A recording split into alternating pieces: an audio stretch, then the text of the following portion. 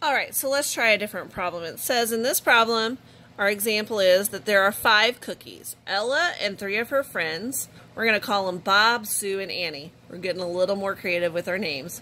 Want to divide them equally. How much will each friend get? Well, again, I'm going to show this by drawing a picture.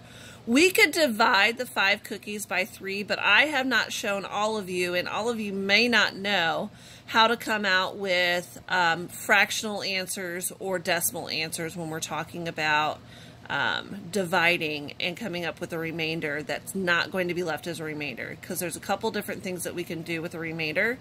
We can either keep it as a remainder, we can make it into a fraction, or we can continue the division problem and create a decimal. We are not ready for that yet. In fact, that's something I'm going to be showing you later on this week. But right now, we're going to do the same thing. We're going to draw a picture. So I'm going to start again with the things that I'm dividing up. The things that I'm dividing up is I'm dividing up 5 cookies. 1, 2, 3, 4, 5.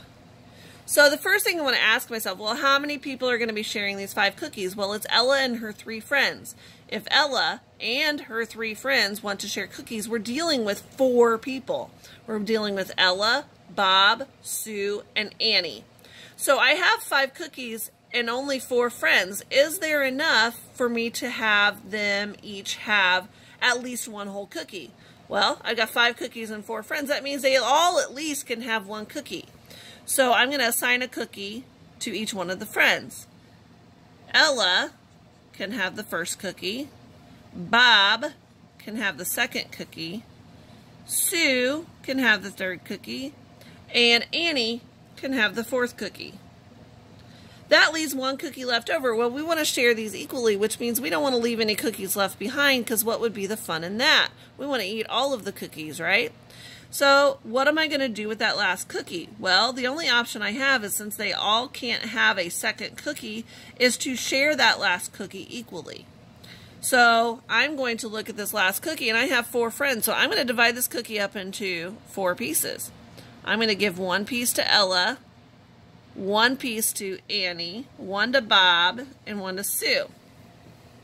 So we need to go back, because the question says, how much will each friend get? Well, they all get at least how many cookies? Well, they all get 1 whole cookie, plus how much of this last cookie does each friend get? Well, each friend gets 1 piece out of how many pieces? There were 4 pieces. So each friend gets 1/4 of that last cookie. But we can't forget that they also got a whole cookie to go along with it. So each friend actually gets 1 whole cookie plus 1/4 of a cookie. So the first thing you want to do when you're looking at fair share problems is look, what am I dividing up, and decide, is there enough of whatever I'm dividing up for each one of the people who want to divide it up? Is there enough to have 1 whole whatever it is I'm dividing up? If the answer is yes, assign that to each person. If the answer is no, then you need to work with 1 at a time. So this is another example of a fair share problem.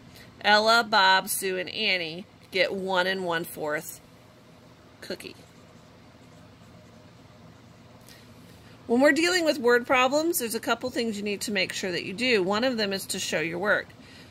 When we're drawing pictures, this is the work that we're showing. The second thing you need to do is you need to make sure you label your answer. So you can't just write down a number like 1 1/4. You got to tell me what the 1 1/4 stands for. The 1 1/4 stands for how much cookie will each friend is going to get. So we're going to label it with the word cookie.